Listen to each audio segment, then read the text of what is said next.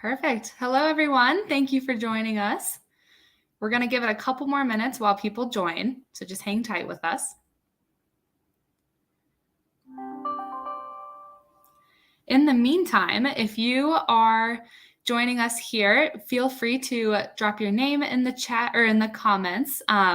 If you are tuning in virtually with us here, if you wouldn't mind putting where you are from, and if you are an alum, putting what year you graduated. We always like to see who's joining us and where all of our folks are today.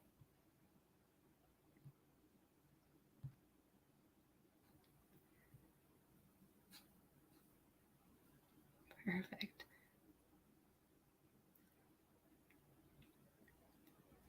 All right, we're going to get started in about one more minute, just making time for everyone to log in with us here. Oh, we've got Courtney from Grand Junction. Perfect. I can kick us off too. I'm Sophie from Fort Collins.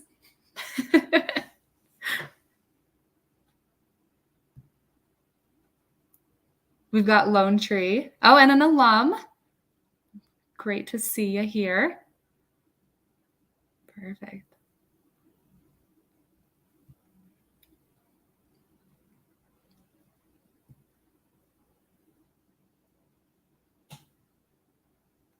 Hi, Alexandra. Nice to see you again. We have a 2017 grad from Ann Arbor. Perfect. All right, well, we will go ahead and get started. I just want to thank you all for being here with us tonight. If you are from Colorado, I hope you are staying warm in this snowstorm that we are experiencing today. If you are not from Colorado, I hope you are also staying warm, enjoying your weather, and having a great night. My name is Sophie Matthews, and I am the Student and Recent Graduate Engagement Specialist for the CSU Alumni Association. And I'm really happy to be joining you all tonight with my friend Nancy here from Canvas Credit Union. And both of us just want to thank you again for choosing to spend your night participating in this event with us. One thing we like to do is make sure that we thank our CSU Alumni Association members. Alumni Association members make events like this possible. If you're interested in learning more about membership and to explore all that the Alumni Association has to offer here for our alums, please feel free to download our mobile app. I'll also be dropping some information throughout the presentation in the chat about some opportunities that we have and how to get more involved. All right, well, once again, thank you all so much for joining us today. I'm going to go ahead and mute myself so that our friend Nancy can take over. Nancy, you're on. Thanks so much, Sophie, and good evening, everyone. Thanks for hanging out with us. We really do value our partnership, the partnership Canvas Credit Union has with the CSU Alumni Association. So we appreciate the chance to talk about side hustle income tonight. And Sophie's watching chat, so if you have comments, questions, if something doesn't make sense, if you have experience with any of the things that we're talking about tonight and you'd like to share with the group, share with us, please add your comments. Sophie will be watching for those, and then we'll make sure we get a chance to listen in that way on what you have to contribute tonight. And we had some people from around the country. That's always fun. So today we're going to explore some ways that you can add extra income to your life using either your skills, your home, your time, your vehicle, some methodology for adding extra money into your life. And we're also going to talk about taking this concept a step further and actually starting your own business. So again, feel free to submit questions or comments at any time. Do that through the comments section, and we'll answer them. And if you want to get the PowerPoint presentation, that will be coming out after the class. There's always a follow-up email that gets sent to the people who attended. So there'll be a copy of the slides that comes out that way. And let's jump into our agenda for tonight. So we're going to define what a side hustle is. We're going to give some examples.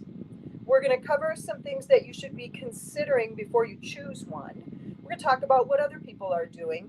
We will get into a little bit of the fine print, some considerations you should review before getting too far along the process. And then we actually are going to have a resource slide that lists a bunch of places you can go to learn more about the topic or do further research about any of the questions that come up in your search for a side hustle. So let's move through the next couple slides, Sophie. We'll go past the definitions, right into the definition. What's a side hustle? The term side hustle started being used in the 1950s to describe having a second source of income. But it had kind of a sketchy connotation. The word hustle implied there was a scam or a con. But today it's just another way to say that you have a second job. You have a side gig, a sideline, you're moonlighting, you have hobby income, or you're freelancing. So depending on what study gets quoted, somewhere between 30 and 50% of Americans report having a side hustle, and that the average income from a side hustle is somewhere between $500 and $1,000 a month. So I'm going to ask you all to participate and put some comments into the chat. My first question for you is, do you already have a side hustle? So just yes or no, do you have a side hustle right now? And while you're sending those results in, if you do have a side hustle, why did you pick that up? Were you trying to pay down debt? Were you trying to have more spending money? Are you saving for a special occasion? Are you trying to retire sooner? Are you learning a new career? So yes or no, you have a side hustle. And if yes, what was your purpose in getting into that side hustle? And then Sophie, I'll just let you share out what you're seeing. Perfect. So we have a couple comments coming in. Some people don't have a side hustle. We have one person who uses Rover. We have one person who says they use Uber Eats, but they haven't made a delivery yet. And the reason behind it is to make ends meet. Making ends meet. Okay. You know, with the inflation situation, I think that that's a pretty common reason that people are starting to think about side hustles. Some people are also, Alexandra is chiming in as well, who is using Rover. And they said they use Rover to help socialize their own dog. So kind of giving an insight to personal attributes as well. Oh, well, that's cool. Yeah. All right. Well, thanks. Thank you, people who responded. And let's talk about some of these concepts. So we're actually going to explore two primary ways you could get into doing a side hustle. And the first way is to plug into an established company. So maybe you start driving for Lyft. Maybe you walk dogs through Wag or Rover. Maybe you use something like Turo and let other people drive your car. Okay, so there's a lot of different companies that exist that you could plug into and start earning income. I have a colleague who just started driving for Amazon on the side. She makes her own schedule. She gets paid twice a week. It's really flexible. She can choose to take the job or not take the job. So she had tried some other things in the past, but some things like Grubhub or refereeing kids' sports. And for her, those were more people interactive, and it was less appealing than this Amazon delivery, which is just drop and go. So there's a lot of different places you can plug into using a existing company and have a different feel, different perspective on what you're doing and what you're trying to accomplish. And thanks for catching that we moved to the next slide. We'll go ahead and go to the next one. So the other way to go about a side hustle is actually to start your own business. Usually that means that you're taking advantage of some skill that you already have, some equipment you already own, and you're just going to turn that into extra income beyond whatever your real job is.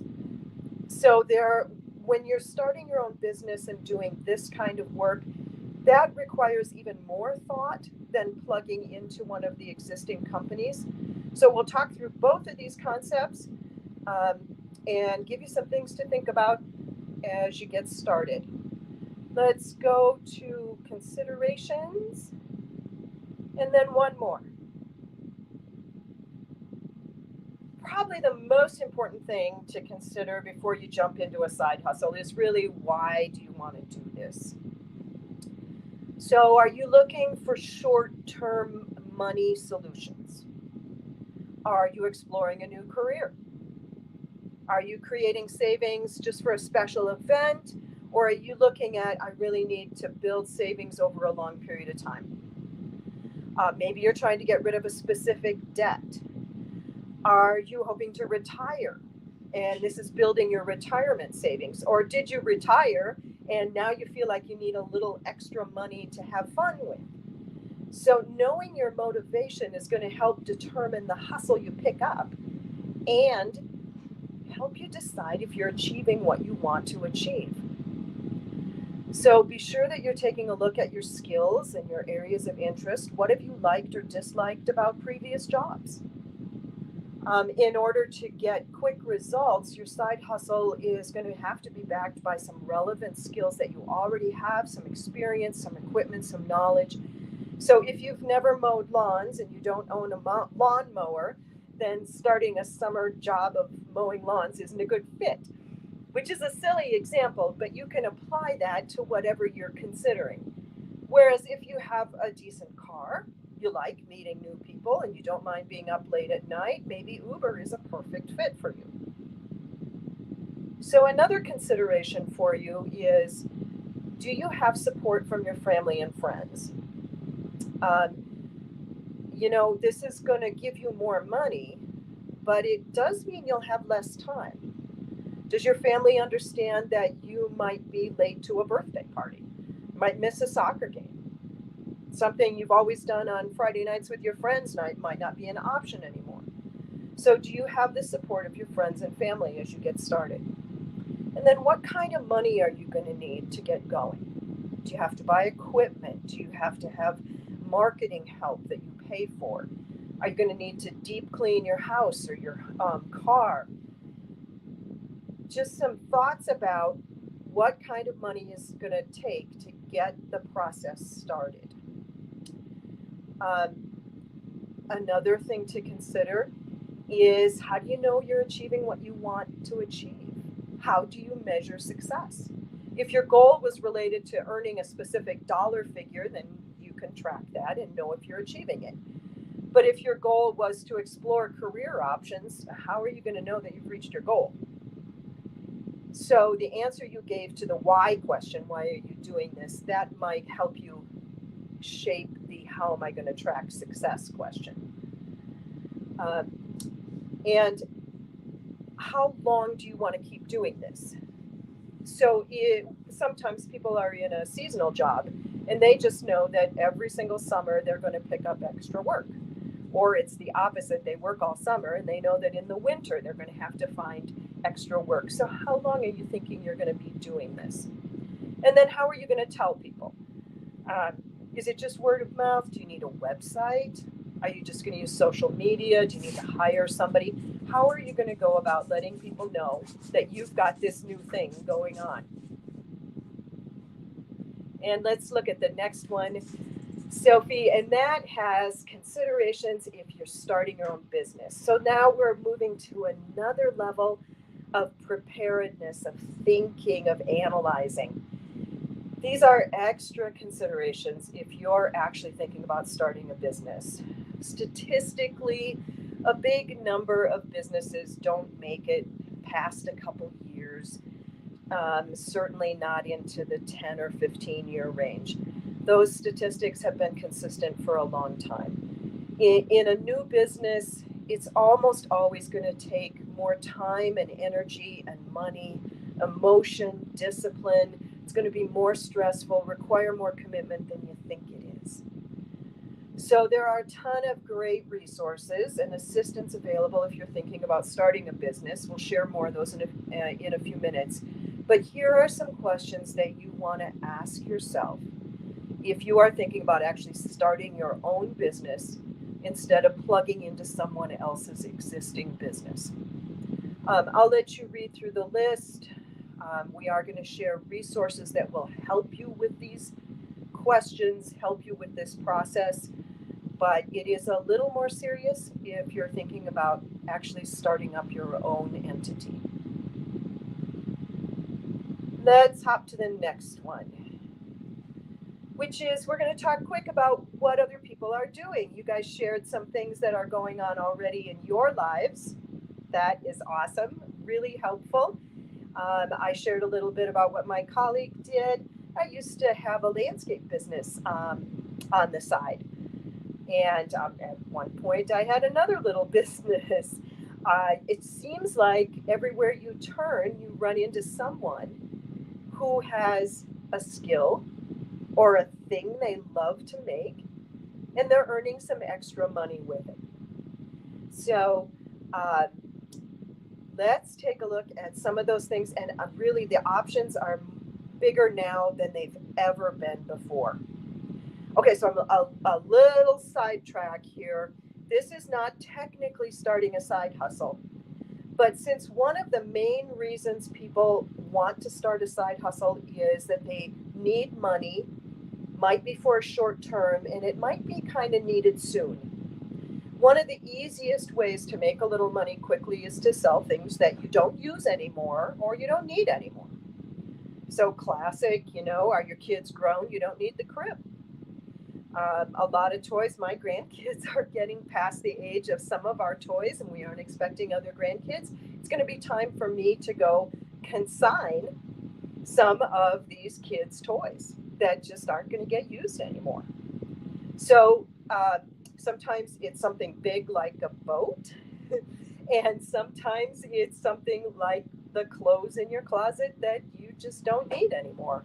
So there's more ways to sell things now than there ever have been.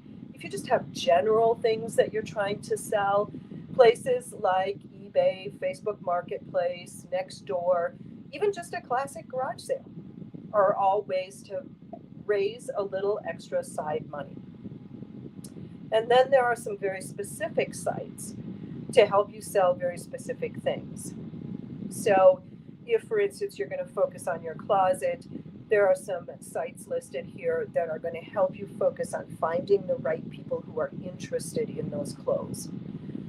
If you're going to move into selling the crafts that you've made, you probably need to use Etsy or Shopify. So there are different sites targeted to different shoppers and sellers. And this is, again, some of the just amazing options that are available now that didn't used to be around. And you can really target who you're reaching out to with what you're trying to sell.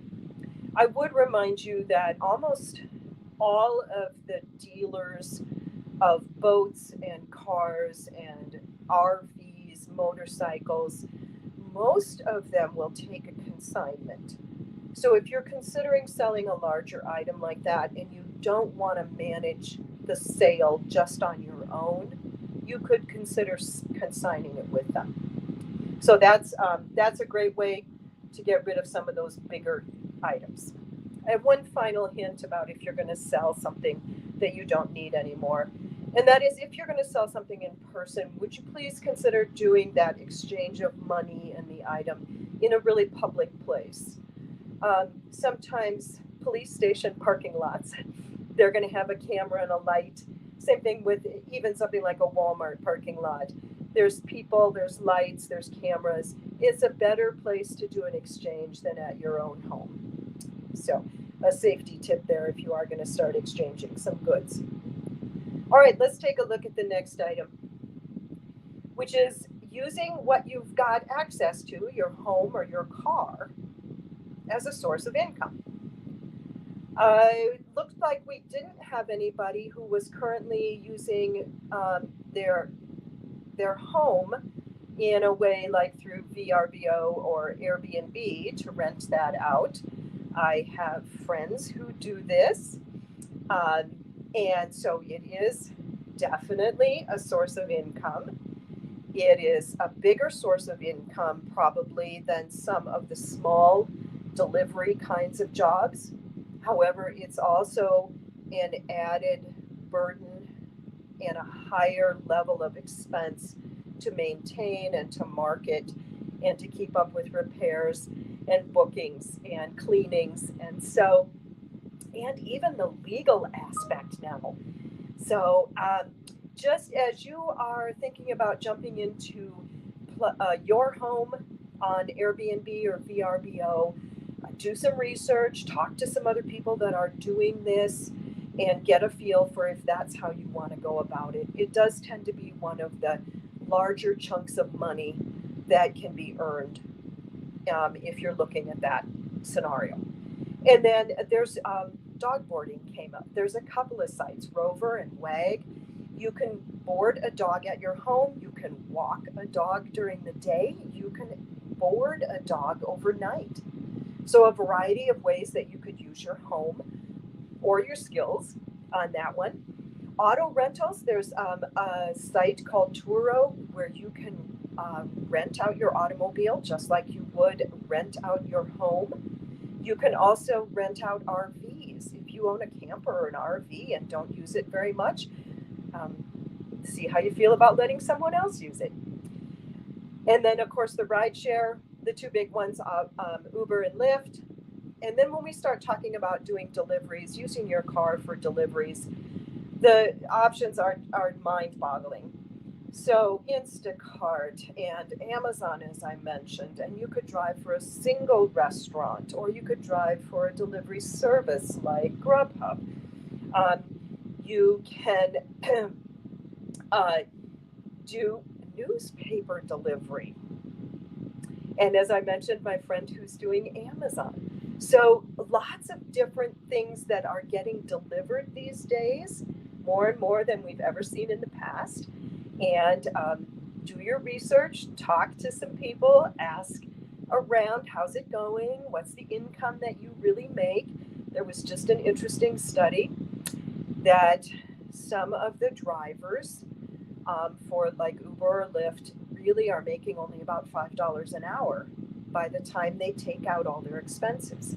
So you need to talk to some people. You need to see if this is going to be worthwhile. I know someone who realized that they were willing to do food deliveries, but only in one of the local communities. They wouldn't do it in my town because the traffic was too heavy and they couldn't make the deliveries in enough time to actually earn a good income. So talk to some people who are doing this already and find out their experiences and their tips and their suggestions. Okay, let's look at a way to use your skills or your time as a way to earn money. So we've hinted at this about the dog sitting, but there are lots of other things that need to be cared for, whether it's house sitting, pet sitting, kid sitting, adult sitting. My daughter just picked up a one night's of babysitting an older woman who needed some specialized care. My daughter has a history of being a CNA, and it was a perfect fit. She made a little money and was able to care for this elderly woman because she was a professional. The options are almost endless on the kind of things that need care, and you can register with these organizations, pick the jobs you want. Now remember, they're going to take a cut.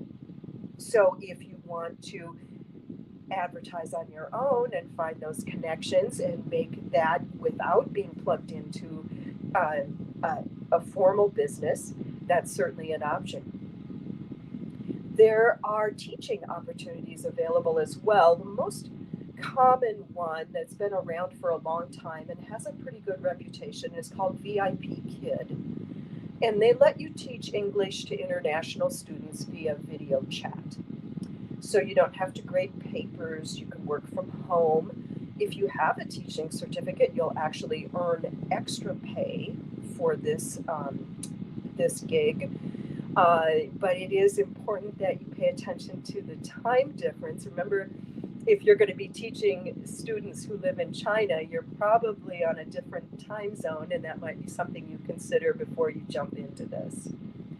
If you have business skills like accounting or human resources or being a meeting facilitator, there's a site called Clarity.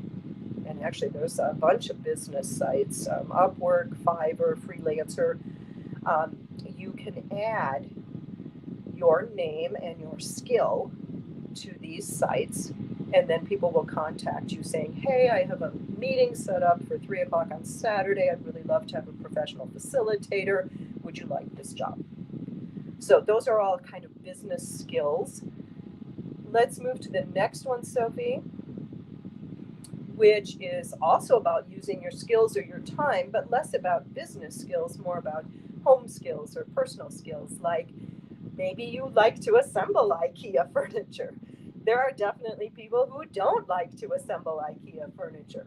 So someplace like TaskRabbit will help connect you. There have been people known to stand in line for concert tickets or assemble furniture or clean closets, lots of different tasks that someone is willing to pay you to do.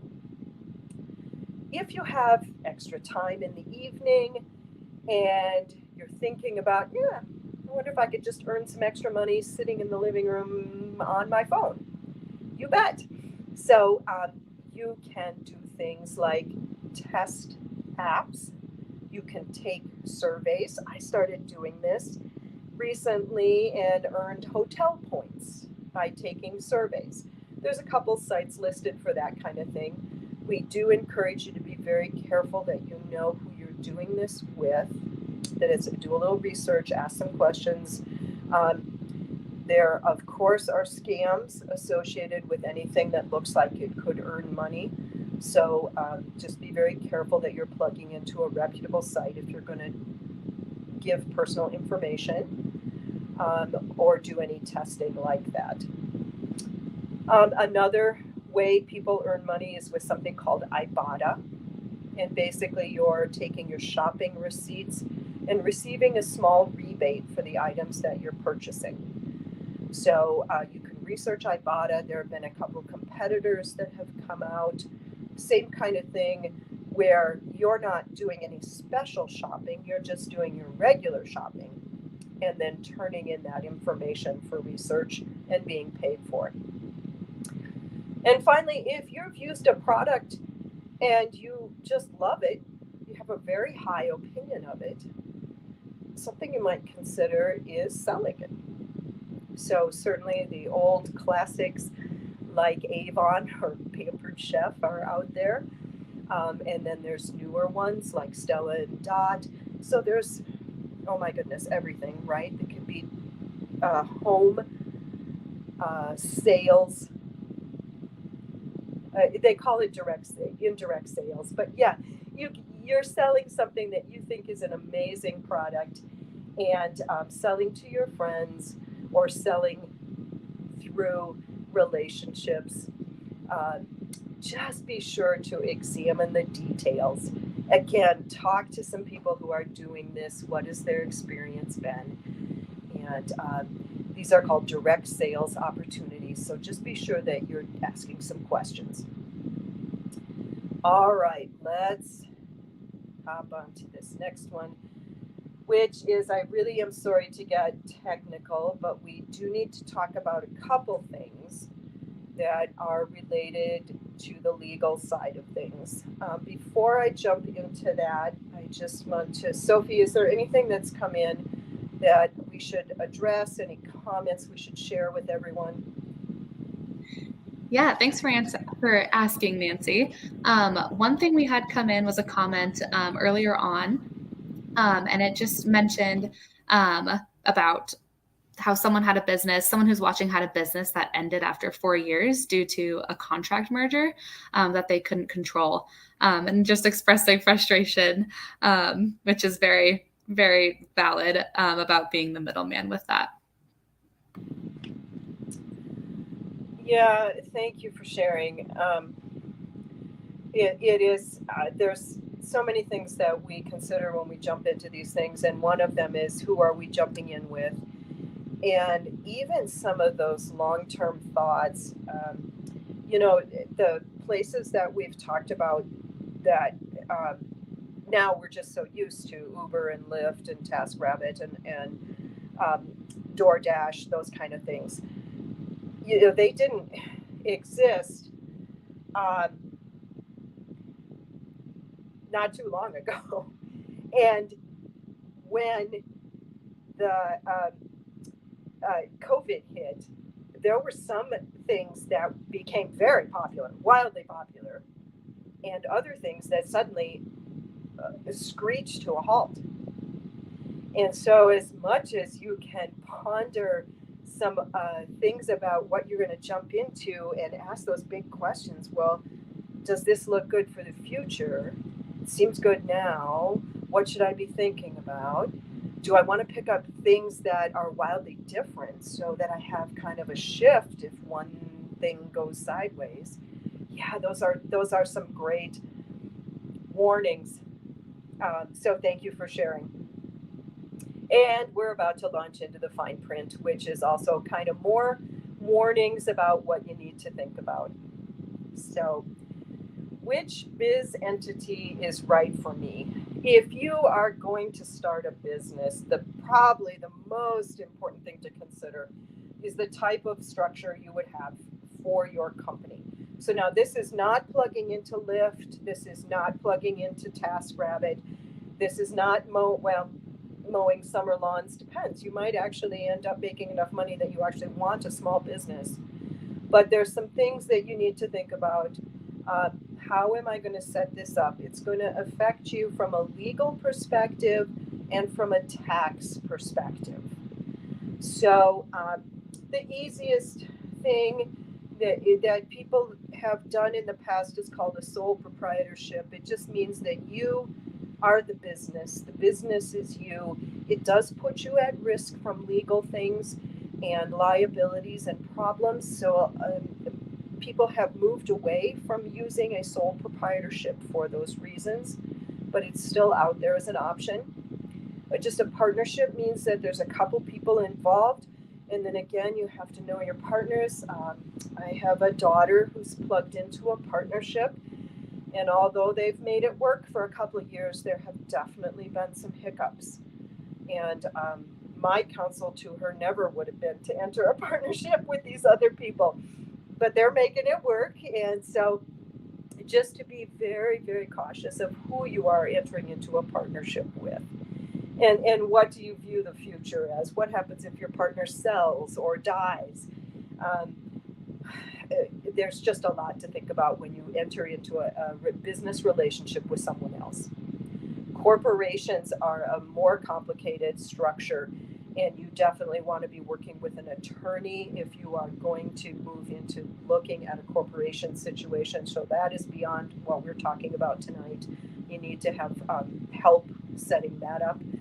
An LLC is actually fairly easy to set up, a limited liability corporation, and uh, there could be one owner or multiple owners with an LLC. It does give you some liability protection. I think it's the most popular option out there right now for people who are just getting started and are exploring the concept of a business for themselves.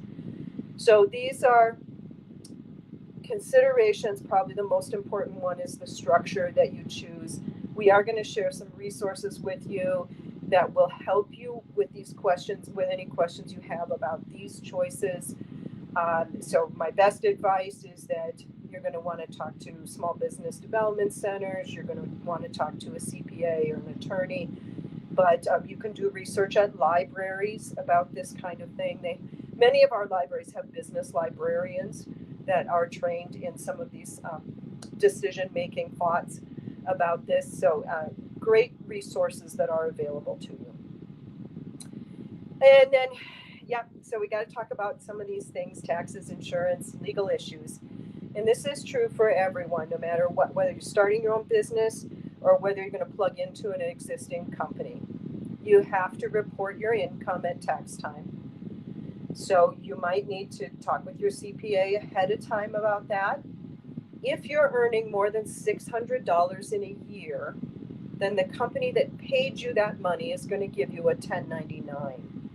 And that will need to be included on your tax return, because they're not just giving you the 1099, they're giving the IRS the 1099 as well. So technically, if you're doing a side hustle like mowing lawns and just being paid cash and no one is reporting that to the IRS, you are still supposed to report that income, but just know that no one else is telling the IRS about that kind of thing. That's up to you to report. And if you are going to plug into one of these other companies, it would be a really smart move to do a little research and find out how they report your income, or do they report your income, or is it up to you? Do a little research, look on their website and see how they handle the tax situation. Keeping good records is really important, both from the income you make perspective and from your expenses. I mean, first of all, how do you know you're succeeding if you aren't keeping good track of what's coming in and what's going out? So there's, thankfully, again, some resources that are available. There's some apps, Hurdler, MileIQ, QuickBooks. All of those things can help you from an app perspective, good old spreadsheets, even a notebook, but some way that you're accurately tracking the money coming in and the expenses you have. Really important.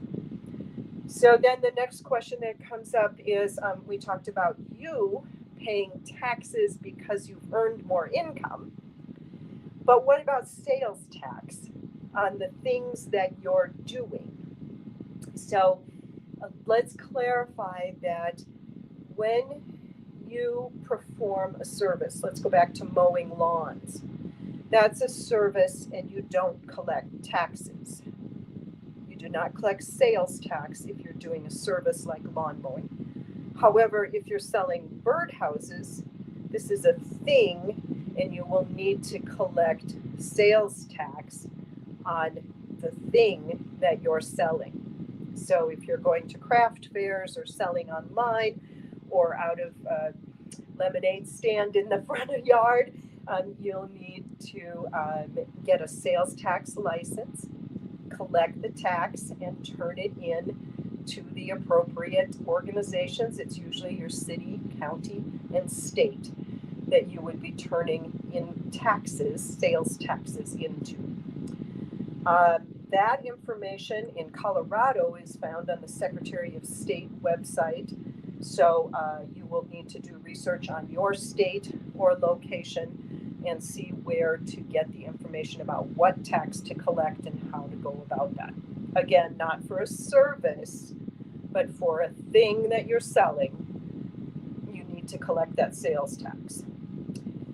And then just depending on what you're thinking about launching into, it may mean you have a conversation with your CPA or your insurance agent. If you're going to start driving for Uber, I would very much want you to have a consultation with your insurance agent about how that affects your auto insurance. And as well as, that's a great question to be asking on the Uber side of things. What do you do regarding auto insurance from the Uber side? So great questions to be asking. And you may need a lawyer. These are your professionals that are going to help you get started on the right foot. A question you should consider is, for some reason, does your current employer have a policy about side jobs? If it's going to interfere with your day job, don't get yourself in trouble trying to do a side hustle and lose your main source of income. And finally, you really do need a business account to help keep the money separate. And the money from your business should be tracked separately, earned separately, spent separately from your personal finances. And there are free business accounts. This doesn't have to be an expensive thing, but it'll make your life so much easier if you just have a little business account. and keep all your stuff going in and out of that instead of blending your personal finance with it. All right, those are thankfully the end of the fine print issues. So Sophie, I'll just pause for a minute and you'll jump in if there's anything that came up, and otherwise we'll roll on. All right, that was a lot of information in a short amount of time. So we are going to share some resources with you, and you can take a picture of this slide if you're curious about jumping into things right away. Otherwise, know that these slides are going to be sent out. While you're looking at this slide full of resources, I do want to ask you a question.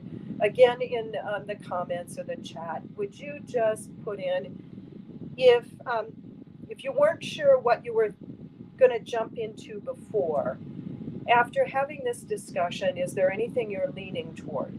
So after listening to this, you're like, oh, I was thinking about opening my own business, but now there is no way I want to do that. Instead, I am going to hop on Rover and I'm going to go walk some dogs.